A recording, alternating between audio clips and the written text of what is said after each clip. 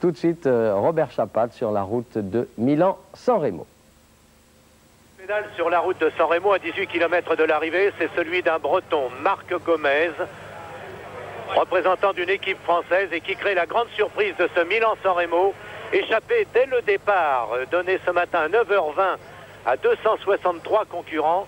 Marc Gomez, en compagnie d'Alain Bondu, a résisté jusqu'au bout, ou semble pouvoir résister en tout cas jusqu'au bout, au retour d'un peloton. Ils étaient 13 au départ de cette échappée, avec les Français Guyot, Bondu, donc Vigneron et Gomez. Ils ne sont plus que 3 en tête maintenant, avec 1 minute 50 sur un peloton emmené par Moser. 3, dont Gomez, qui vient de se détacher dans la descente de la Chypresse, après avoir accentué sans arrêt son avantage sur les autres et manifesté une puissance peu commune.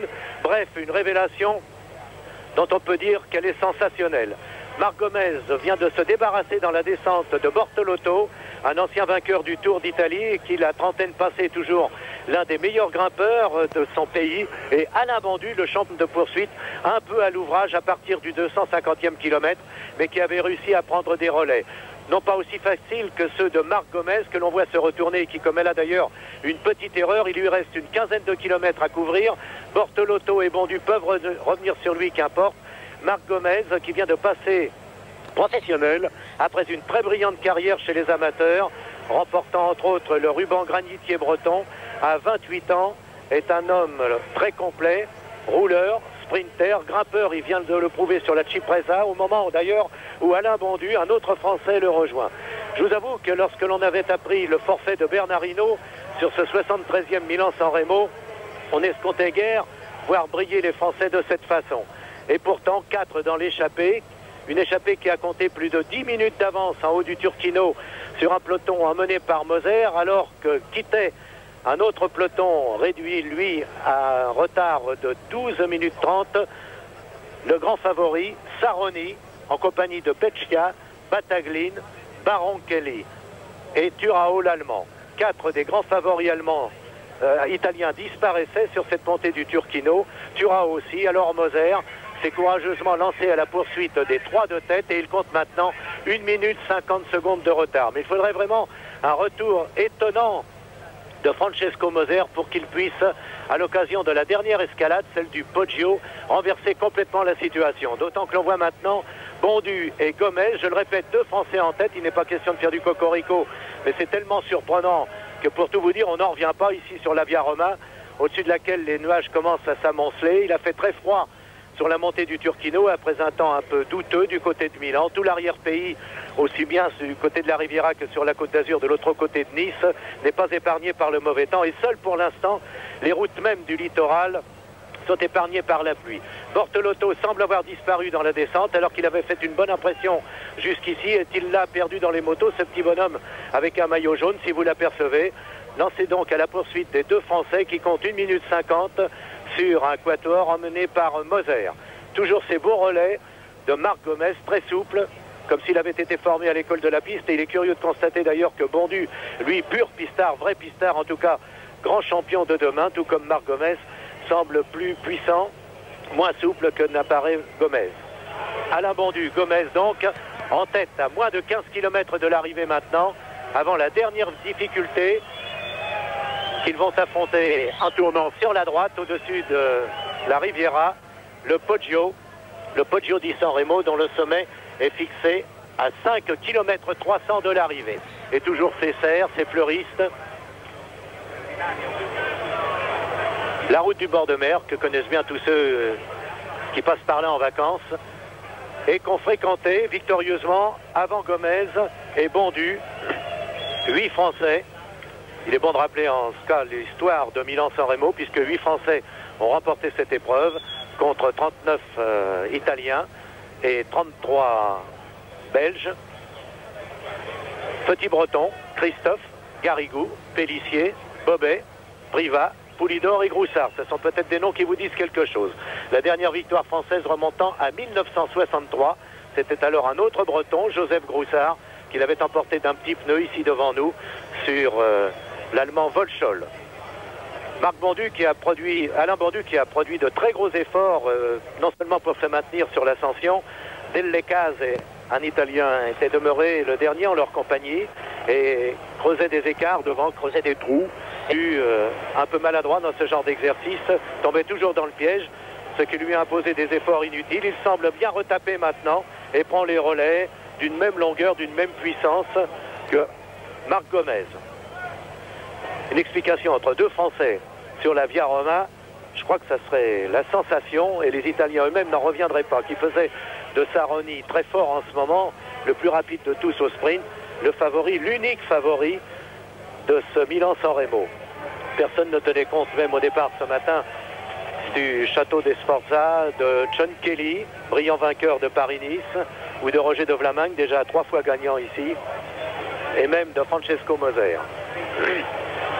À 200 mètres, vous le traduisez comme moi, Bortolotto, qui peut revenir bien sûr, tandis que Crépel, le directeur sportif d'Alain Bondu, lui indique la dernière manœuvre à observer, l'une des dernières traversées de village avant d'attaquer le Poggio. Il semble que tout aille bien, enfin, en 10 km des choses peuvent se passer, mais je pense que tout va bien pour l'instant pour les deux Français. Du moment que Bondu est capable de converser avec son directeur sportif, cela signifie qu'il dispose encore de quelques réserves. Quant à Gomez, après s'être un petit peu frictionné tout à l'heure avec Delle Case, qui refusait de prendre quelques relais, qui faisait des trous entre les quatre, Gomez, lui, ne s'embarrasse pas. Continue de rouler tranquillement et Bondu doit envisager une victoire. Il peut être plus rapide que Gomez, mais après 290 km d'échappée, car s'ils tiennent jusqu'au bout, c'est tout de même impressionnant de penser que ces hommes auront tenu 290 km en tête de Milan-San Remo. Bondu qui passe moins nerveusement. Le conseil de Crépel devait être celui-ci, mais un peu plus petit comme développement, afin de te préparer à la côte. Un faux plat comme il y en a de nombreux à partir d'Imperia jusqu'à l'arrivée à San Remo. En fait, cette année, les organisateurs avaient décidé de corser la fin de course, puisque depuis de nombreuses années, on reprochait à Milan-San Remo de devenir une épreuve de sprinter avec un trop grand nombre de partants, sans réelle difficulté sur la fin pour opérer une sélection.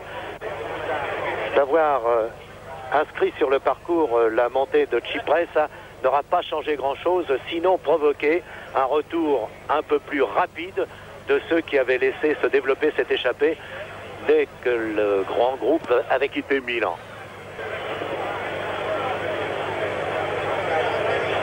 Armaditaggia. Armaditaggia, c'est l'arrivée à 11 km. Si la côte du Poggio a permis, lors des derniers Milan-San Remo, et en particulier à De Wolf l'année dernière, de se détacher, comme à Merckx auparavant ou à Ratz, en revanche, pour deux hommes qui l'abordent avec une confortable avance sur le peloton, je ne pense pas qu'elle devrait changer grand-chose.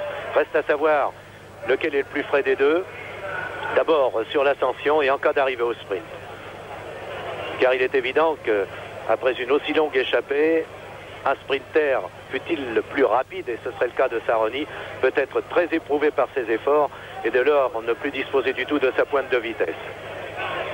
Avec l'hélicoptère qui essaie de retrouver, et cela, il y a un bout de temps que ça dure d'ailleurs, ce qui nous vaut quelques sautes d'image, qui essaie de retrouver le premier des chasseurs qui devait être en principe Bortolotto. Nous allons peut-être apercevoir le quatuor emmené par Moser sur la suite.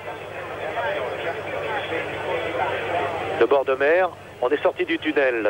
Il y a un tunnel à Armaditaggia, ce qui ne permettait pas à nos amis de la rail de vous proposer les images.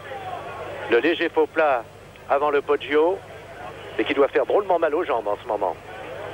Mais quelle étonnante facilité que celle et de Bondu et surtout celle de Gomez. Voilà un jeune homme qui sort de sa Bretagne, que l'on ne connaissait, enfin, il avait une solide réputation en Bretagne. Il avait gagné tellement de courses, mais que l'on ne connaissait guère sur le plan national, sinon chez les amateurs, et il débouche en force chez les professionnels. Vous avez remarqué sa prise de relais très sèche, très nerveuse, tandis que Bondu a resserré les courroies de cale-pied. Fidèle maintenant à retrouver un coup de pédale de pistard, c'est-à-dire plus souple, un développement moindre. Et Gomez, dont la silhouette dégage à la fois la force, la puissance et la souplesse. Très belle allure, excellente position. comme évidemment celle de Bondu, dont je vous rappelle, il n'est peut-être pas inutile de le faire, qu'il est actuellement détenteur du titre de champion du monde de poursuite, après avoir été un brillant finaliste aux Jeux Olympiques de Moscou, médaille d'argent. Il n'arrive pas ce pied du Poggio, plus que 10 km. Et Gomez commence à se débarrasser de tous les poids inutiles. Même un simple morceau de sucre sur la fin, ça pèse. L'année dernière, sur cette même route, on assistait à de nombreux démarrages de gens qui voulaient se détacher du peloton avant d'attaquer le Poggio. C'était la bousculade d'une centaine de bonshommes, tous pressés de se présenter parmi les premiers afin de conserver une place sur la montée et toutes les chances dans la descente avant le sprint. Là, il n'y a pas à s'embarrasser. La route est large, ils sont deux Français encouragés par de nombreux supporters qui ont passé la frontière comme chaque année dans Milan-San Remo. Moi, je ne vous cache pas mon émerveillement devant ces deux hommes. Même si Bondu grimace de temps en temps, semble asphyxier un petit peu lorsque, sur ce faux plat, Gomez accélère l'allure. Quelle dure journée pour eux, et il n'apparaît guère. Gomez invite maintenant Bondu à prendre le relais, qui passe un peu plus difficilement. Ce n'est pas une tactique ou une manœuvre de la part de Bondu, mais c'est vrai que ça doit être dur de remonter la longueur maintenant, d'autant que le vent est légèrement défavorable en cet endroit. Et la pluie apparaît maintenant sur la Via Roma, où sera jugée dans moins de 10 minutes, je le pense, l'arrivée. En tout cas, dans moins de 15 minutes. Et ce tric-trac impressionnant de Gomez continue à son train. Splendide machine. Marc Gomez, je le présente encore, 28 ans, du Vélo Club de Rennes, vainqueur des dizaines de fois en Bretagne et d'épreuves très importantes, auxquelles on reprochait de ne pas passer professionnel plus tôt. Voilà le Poggio. Ils l'attaquent tous les deux. 8 km 800 l'arrivée, environ 2 km et demi d'ascension. C'est vers cet endroit que se sont joués les derniers Milan-San Remo. Changement de vitesse rapide de Bondu. Du dérailleur et non pas du pédalier. Bondu qui s'accroche là. Et il peut gagner. Il suffira qu'il passe de sommet avec Gomez et il peut espérer gagner au sprint. Mais manifestement là, c'est Gomez qui est le plus facile. À tel point même qu'il doit, ça faut le faire, sur une côte, rouler dans un virage pour ne pas aller buter la moto trop proche de lui. Voilà, il invite à nouveau Bondu à prendre le relais. Il finira bien par s'apercevoir quand même qu'il peut partir tout seul, je pense. Bondu fait preuve d'un courage. Nous nous posions la question lors de la remise des trophées d'Antenne 2, souvenez-vous, si Bondu pouvait être le rival de Bernard Hinault cette année sur le plan national. Évidemment, nous étions loin de penser à Gomez. Mais en tout cas, quoi qu'il arrive, pour Bondu maintenant, il aura prouvé qu'il est non seulement un grand pistard, mais un grand routier. Ce qui rejoint cette théorie de l'ancien directeur sportif Léo Véron, donnez-moi un homme capable de couvrir rapidement 200 mètres et j'en ferai un vainqueur de Paris-Roubaix. Là, nous sommes sur Milan-San Remo, mais c'est pour le moins aussi difficile, surtout dans les conditions exceptionnelles de dureté qui ont été imposées aujourd'hui aux coureurs.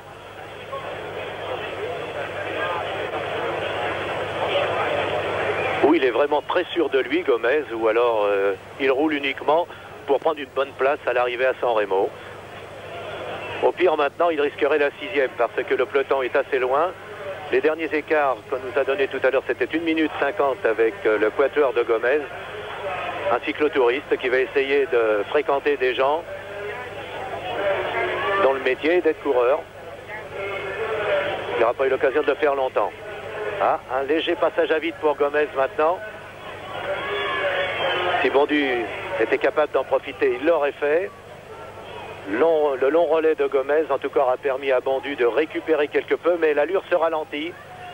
L'allure se ralentit maintenant que Bondu, très sportivement, très loyalement, mais c'est l'entente parfaite entre ces deux Français qui ne sont pourtant pas de la même équipe. Bondu a pris le relais beaucoup plus court. Cette fois-ci, petit pédalier et le plus petit pignon. Pas d'autres réserves donc. C'est difficile aussi ce dernier kilomètre de l'ascension pour Gomez maintenant.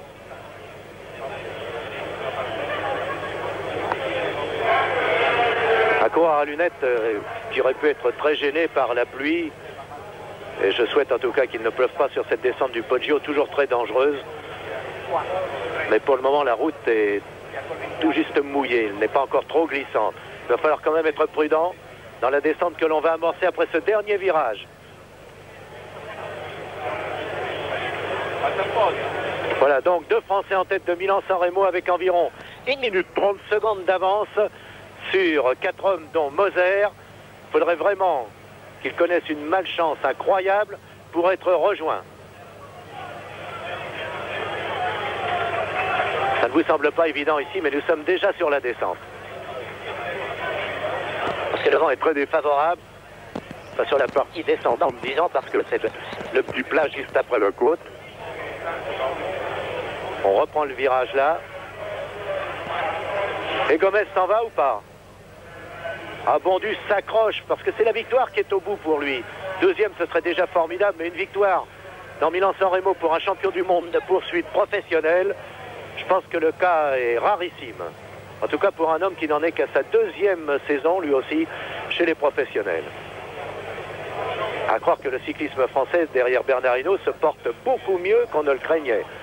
Duclos Lassalle, pas de nouvelles de lui depuis le départ de San Remo. Je vous rappelle que de Milan, qu'il y avait 4 Français dans cette échappée, avec les 2, donc ici Gomez et Bondu, figurait également Vigneron et Pascal Guyot.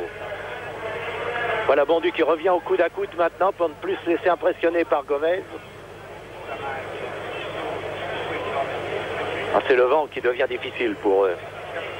Vous voyez, le véritable Poggio est terminé, mais on est sur le faux plat là. Et Bondu est un peu perdu dans ses développements. Quelques échanges dans la conversation entre les 2 hommes. Ça doit être tout simple, on roule jusqu'au bout et puis on disputera le sprint à la loyale. Roulons parce que si effectivement l'un des 2 hésitait à rouler, ce serait l'assuré de Moser et dès lors toute chance de victoire échapperait à Bondu et à Gomez qui prolongent leur conversation ou qui s'observent comme des sprinters sur le dernier kilomètre.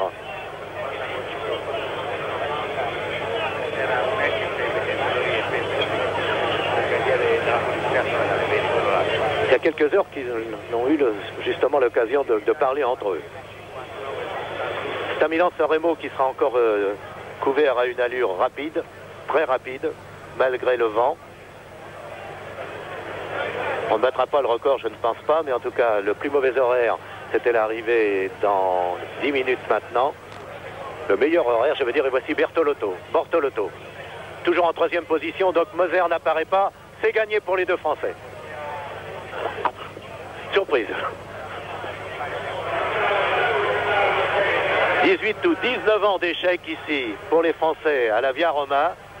Depuis donc ce succès de Joseph Groussard, un Breton et un Nordiste sont en passe de combler l'écart. Bortolotto, l'ancien vainqueur du Tour d'Italie, très applaudi, très à l'ouvrage aussi, qui reste l'un des meilleurs grimpeurs, a été décramponné dans la descente de Cipressa à quelques 20 km de cette dernière ascension. Et voilà le peloton avec Moser, le petit groupe avec Moser, en 2e position.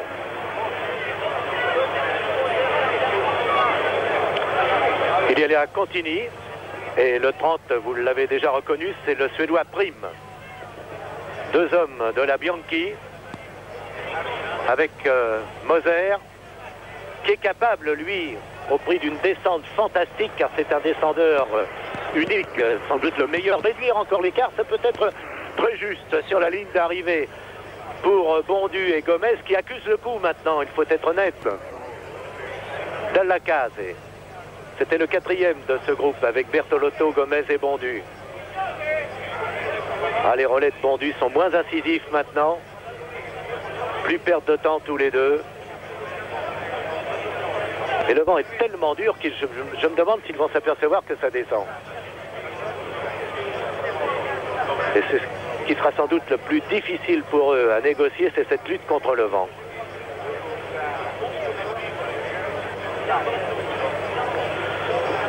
Ce serait bon qu'une caméra puisse s'arrêter là, que nous prenions un écart. 1 minute au sommet, ça sera fini. Enfin, le sommet, pratiquement, il est déjà passé, mais ce faux plat qui n'en finit pas.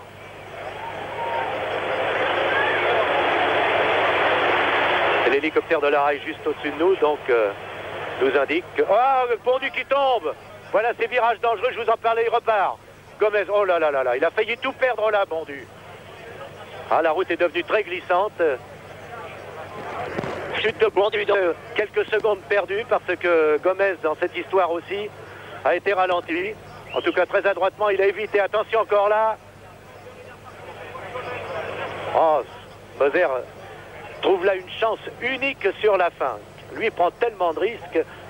Il est si parfaitement équilibré sur sa machine. Gomez a pris maintenant une vingtaine de mètres d'avance à Bondu. Plus question de tergiverser maintenant. Il faut foncer jusqu'au bout. Et Bondu est conduit maintenant avec ce point fixe ici. Peut-être nous permettre un passage. Prime ou Contini qui arrive derrière. Il apparaît donc que Bortolotto a été débordé par le groupe de chasse. C'est Bondu. Toujours difficile, et il ne faut pas en vouloir aux motards de la rail, lorsque l'on voit les coureurs qui tombent, d'hésiter à prendre les risques. Attardé par rapport à Marc Gomez. Et ici, la route semble sèche pourtant. Mais les giboulées, surtout sur la montagne, ont fait qu'elle était très dangereuse, cette route, sur les premiers kilomètres de la descente. Et Gomez qui file maintenant vers San Remo, avec un écart d'une trentaine de mètres sur Bondu. S'il le peut, Bondu, s'il l'en sent encore à cela, il aime conduire, c'est-à-dire laisser Gomez justement en point de mire à 30 mètres au dernier mètre. En tout cas, il faut les associer, ces deux Français, dans le succès qui leur semble promis maintenant. Quand ils ont dominé et écrasé la course. Et quelle imprudence de la part des autres favoris d'avoir laissé un groupe de 13 hommes avec des gens comme ça, avec plus de 13 minutes d'avance sur le Turquino. Prudent Gomez qui prend pleine route maintenant. Essaie de fréquenter le plus possible l'endroit où le goudron frais indique donc qu'il n'est pas encore usé. Oh là là, j'ai peur dans ces virages à chaque fois qu'on les voit. Bondu se rapproche un peu. Il hésite à prendre des risques lui aussi maintenant. Gomez repart. Va peut-être apercevoir sur les lacets supérieurs Prime, Contini, Landini et Moser. Voilà Gomez. Top, un point de repère ici.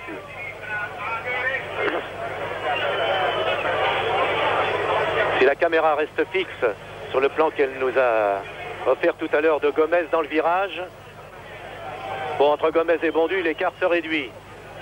Toujours premier et deuxième. Ah, il serait bon qu'elle puisse se tourner cette caméra. Voilà maintenant. On franchit le virage au moment d'entrer dans San Remo. 3 km encore à peu près.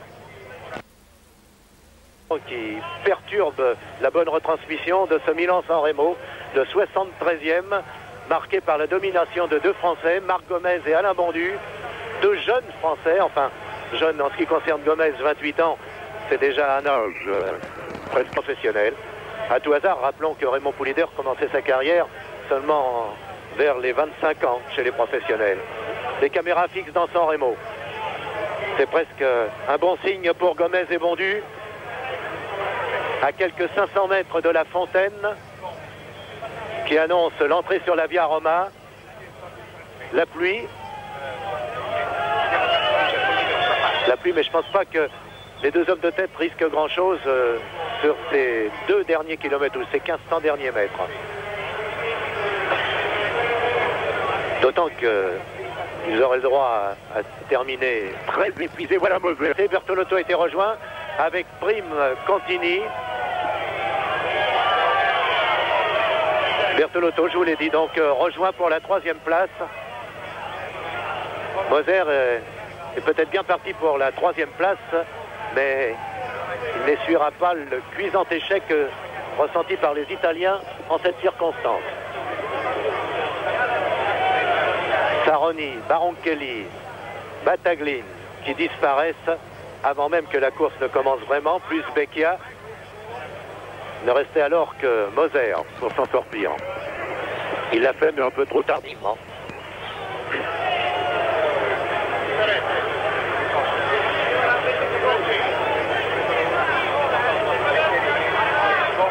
Voilà Gomez, qui semble à nouveau avoir pris ses distances avec Alain Bondu. Attention à cette ligne blanche. Bondu à 100 mètres de lui pour la deuxième place à l'entrée de la Via Roma.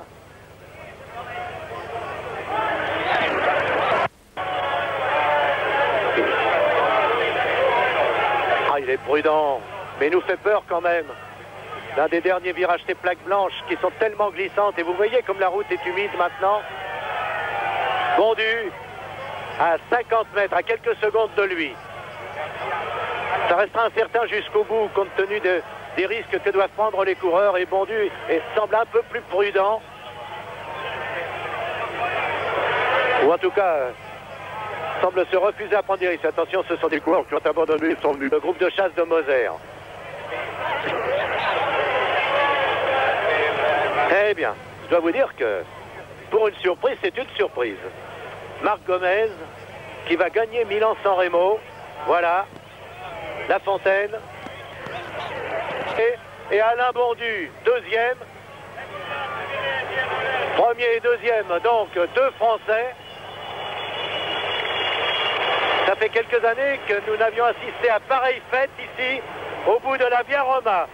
Et avec quelle facilité. Il prend même son temps de saluer tout le monde 50 mètres avant l'arrivée. Marc Gomez, ah oui, on le comprend, je n'en reviens pas, dit-il. Formidable, formidable Gomez, formidable Bondu. Deuxième à quelques 7 ou 8 secondes, qui termine épuisé et déçu, semble-t-il, alors que pourtant, prendre la deuxième place de Milan-San Remo, c'est quelque chose. Et dans quelques instants, l'arrivée du troisième, qui devrait être Moser. À moins que Prime, je ne pense pas que Bortolotto, qui faisait partie de cet échappé lancé dès le départ, par les Français Guyot, Vigneron, Bondu et Gomez, je ne pense pas que Bortolotto, décramponné sur la fin, puisse s'en sortir autrement. Large victoire en tout cas, plus de 40 secondes maintenant que Gomez, suivi de Bondu, ont franchi la ligne d'arrivée. Et voilà le groupe des 5, avec Lopez Queron, semble-t-il, comme cinquième, pour la troisième place, donc. Le maillot, vous avez vu, par Francesco Moser.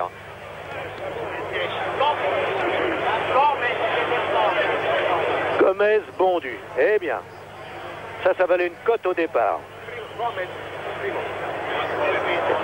Et il est dit décidément que les Italiens ne doivent plus remporter leur course si l'on accepte la victoire de Gavesi en 80 et celle de Gimondi en 74, de Doncelli en 70, c'est seulement 3 victoires en 20 ans aussi que les Italiens auront remporté ici, dans ce qu'ils considèrent comme leur propre. La Primavera, tu portes bien mal son nom aujourd'hui parce qu'elle est courue, disputée par un temps hivernal. La Primavera donc aura vu le grand retour en force dans les courses classiques de deux Français, Gomez donc et Bondu. Argentine est troisième, quatrième Moser, cinquième Prime, sixième Bortolotto et septième de ce Milan-San Remo qui nous laisse, je ne vous le cache pas, sans voix et admiratif de voir réalisé par Gomez et Bondu. Ici San Remo, à vous Daniel. Eh bien, merci Robert Chapat. Eh bien, décidément, ces petits Français, entre les 15 du rugby qui ont battu l'Irlande et puis les 2 du cyclisme qui ont battu les Italiens chez eux, ça ne veut pas faire du triomphalisme malvenu, mais enfin, disons qu'on dirait qu'ils se sont donné le mot, ces rugbymen et ces cyclistes.